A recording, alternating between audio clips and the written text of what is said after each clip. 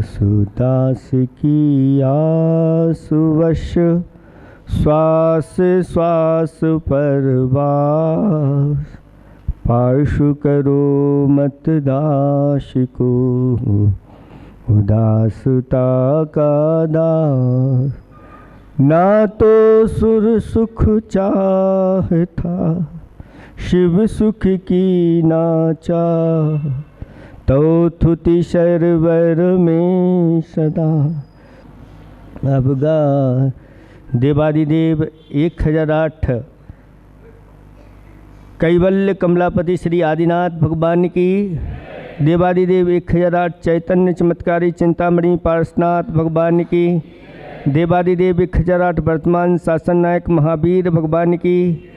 परम पूज्य 108 आचार्य प्रवर गुरुवर श्री विद्यासागर जी महामुनिराज की। 3 कम 9 करोड़ मुनिराजों की। धर्म स्नेही भवात्माओं, आचार्य भगवंतों ने हमारे कल्याण के लिए अनेक ग्रंथों की रचना की है।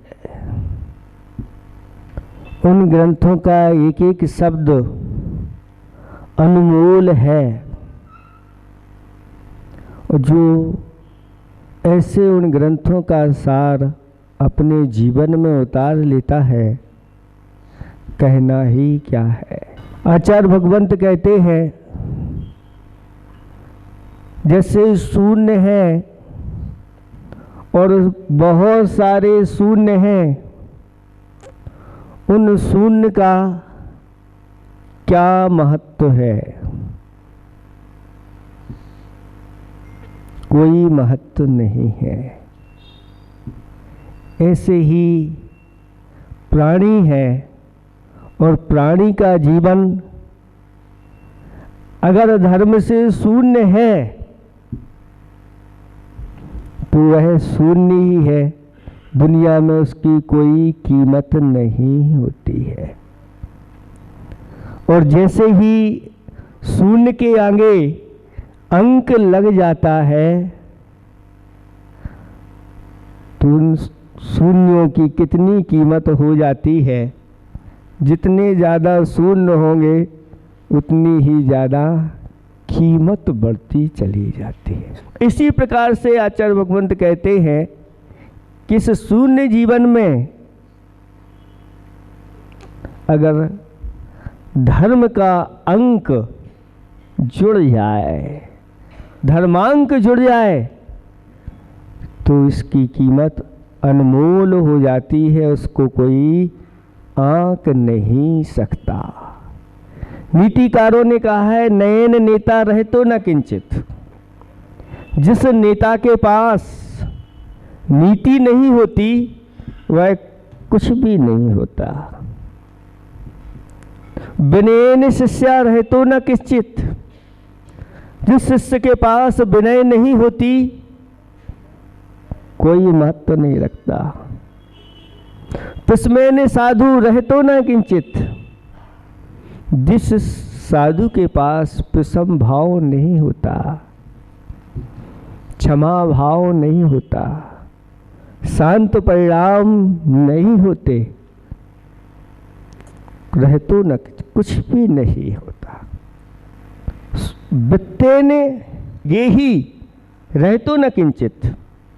गेही माने होता है जो घर में रहता है वह गेही कहलाता है, यानी ग्रस्त।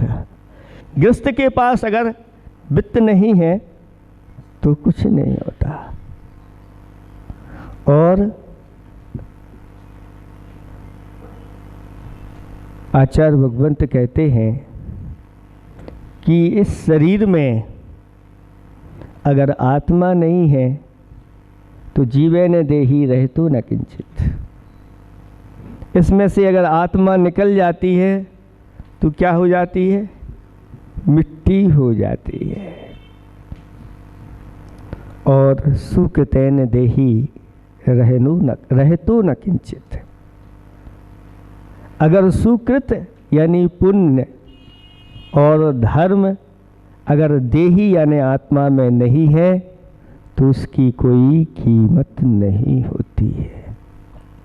हम कहते तो हैं हमारे पास इतना है, इतना है, इतना है, इतना है, लेकिन महाराज पूछते हैं ये तो सब ठीक है, तुम्हारे पास कितना है।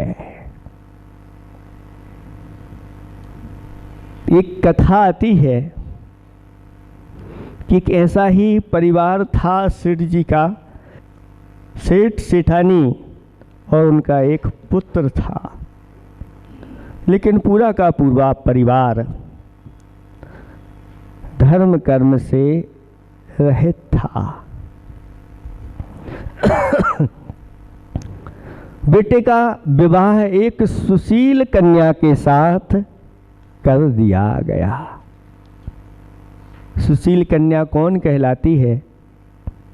तो कहा है कि जो शीलने यानी शील से सुशोभित होती है, महत्वने यानी अपने विशेष महान गुणों से सुशोभित होती है, वृत्तेने यानी आचरण से सुशोभित होती है, विनयने जो विनय से सुशोभित होती है, विवेकेन और जो विवेक से सुशोभित होती है, ऐसी स्त्रियां इस धरातल को सुशोभित करने वाली होती हैं। वह स्त्रियां स्त्री नहीं, वह साक्षात श्री का रूप होती है। और ऐसे ही जिसके जीवन में धर्मांक आ गया था, ऐसे ही वह धर्मात्मा पुत्री के साथ उस पुत्र का विवाह हो गया। धीरे धीरे जब ऐसी वह कन्या घर में आई तो वह घर पहले नरक जैसी स्थिति थी, सब कुछ होते हुए भी, लेकिन जैसे ही उसके कदम पड़े और घर में स्वर्ग जैसा वातावरण बन गया। स्वयं तो धर्मात्मा थी, धीरे धीरे सबको भी धर्म मार्ग में लगाती, लेकिन उसमें भी कुछ रह गए। एक दिन एक मुनिराज का आगमन हुआ और उस घर में सबने मिलकर के, सिर्फ जो उस घर के मुखिया सेठ जी थे उनको छोड़ करके सबने उन मुनिराज का पड़गाहन किया और पड़गाहन करके नवदा भक्ति के साथ आहार दान दिया। और आहार दान के बाद मुनिराज वहीं पर बैठ गए और सब लोग भी मुनिराज के चरणों में बैठ गए।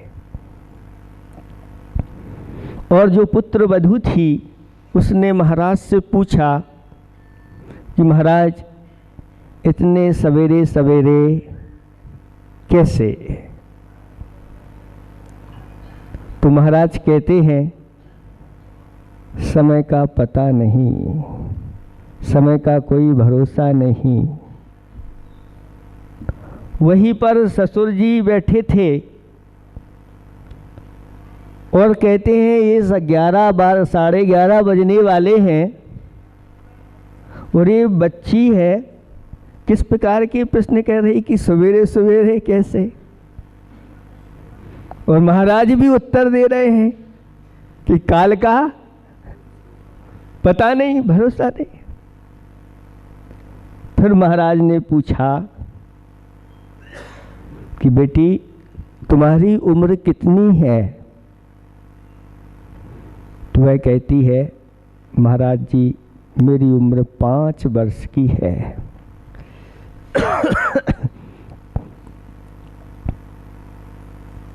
तुम्हारे पति की उम्र कितनी है?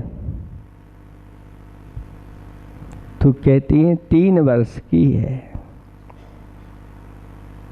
तुम्हारी सासों की उम्र कितनी है? तो 1 वर्ष की है। और ससुर की अभी उनका जन्म ही नहीं हुआ है। ससुर जी कहते हैं ये दोनों महाराज भी ऐसे ही लग रहे हैं और ये बहू भी, लेकिन महाराज के ऊपर तो गुस्सा नहीं कर सकते, लेकिन बहू के ऊपर तो गुस्सा आ रहा है।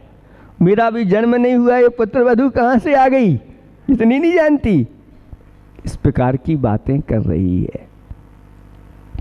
फिर महाराज ने पूछा कि तुम्हारा ये जो परिवार है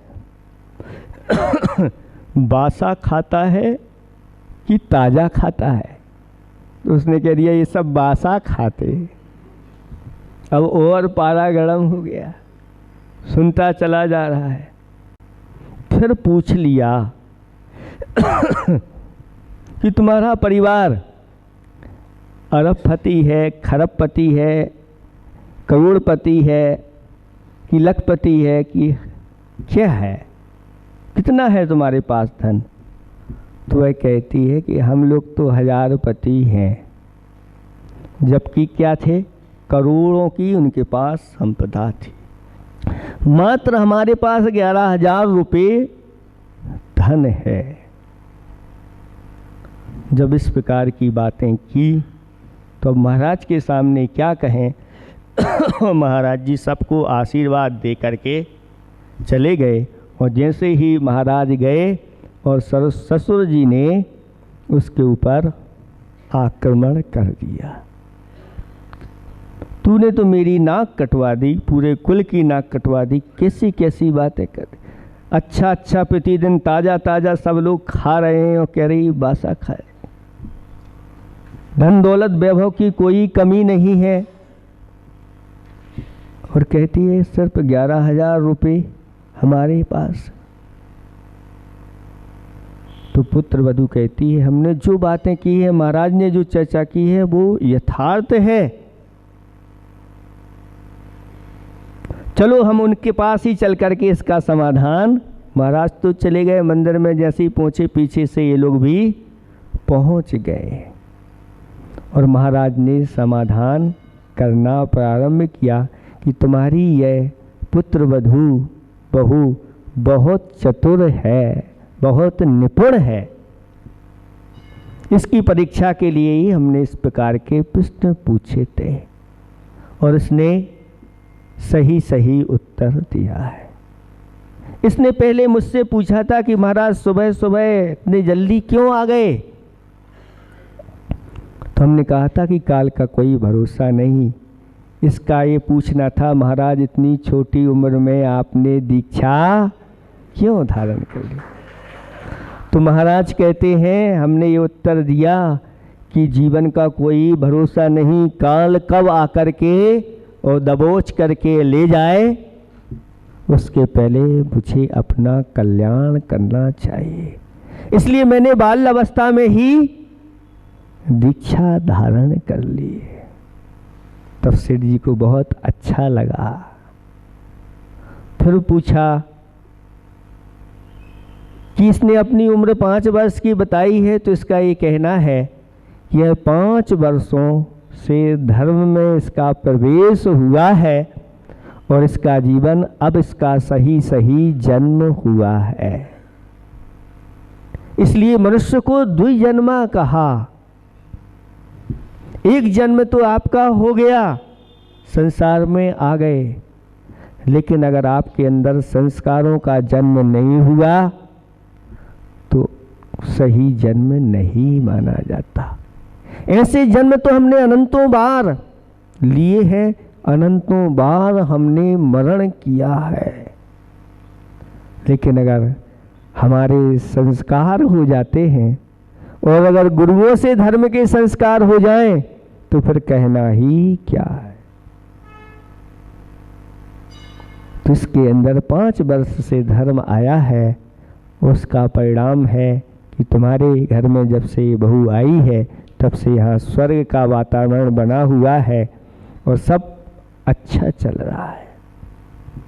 और आज इसी की वजह से तुम्हारे घर में मुनिराज के चरण पड़े हुए हैं, क्योंकि जिस घर में संयमी मुनिराजों के चरण नहीं पड़ते, उसका घर स्मशान के समान है। और कहा भी है कि निर्ग्रंथों की चरण रज करती भव से पार। निर्ग्रंथों की चरण रज करती भव से पार, रिद्धि सिद्धि समृद्धि दे मोक्ष महल का द्वार। संसार से पार कराने वाली यह निर्ग्रंथों की चरणों की रज होती है। रिद्धि सिद्धि समृद्धि सभी प्रदान करने वाली होती है और मोक्ष का द्वार खोलने वाली होती है। इसलिए रेणसार ग्रंथ में लिखा है कि जो श्रावक दान और पूजा में लगा हुआ है, ऐसे निर्ग्रंथ अतिथियों के लिए जिसके द्वार खुले रहते हैं, और जब भी भगवान की भक्ति पूजा करने की बात आती है, विधान की बात आती है, पंच कल्याणक की बात आती है, तो वह बढ़ चढ़ करके हिस्सा लेता है। ऐसा वह श्रावक मोक्ष मार्ग पर लगा हुआ है, मोक्ष मार्ग पर चल रहा है। और इन दो कार्यों को जो छोड़ करके बहुत सारे कार्य करते रहते हैं, उनको आचार्य भगवत्व ने कहा उनका कोई भरोसा नहीं है। क्योंकि हमारे यहाँ मूल बताया है, नींव पक्की है, घर कच्चा है, किंतु छांव घनी है। नींव अगर पक्की है, घर कच्चा है, तो सुखपूर्वक आप बैठे रहोगे, कोई भय आपके लिए नहीं होगा। और अगर आपको पता है कि नींव कच्ची है, घर पक्का है, कोई भरोसा नहीं। जिसकी नींव कच्ची रहती है और घर पक्का हो, कोई भरोसा नहीं। ऐसे ही जिनके जीवन में सम्यक्त की नींव मजबूत रहती है, वो इस भाव में भी सुखी रहते हैं और परभाव में भी सुखी रहते हैं, और किसी प्रकार का उन्हें डर भय संशय नहीं होता। मृत्यु भी आ जाती तो मृत्यु को भी वह चुनौती दे देता है सम्यक दृष्टि, और पंच परमेष्टि को अपने हृदय में बिठा करके और मृत्यु को जीत लेता है, अमर बन जाता है।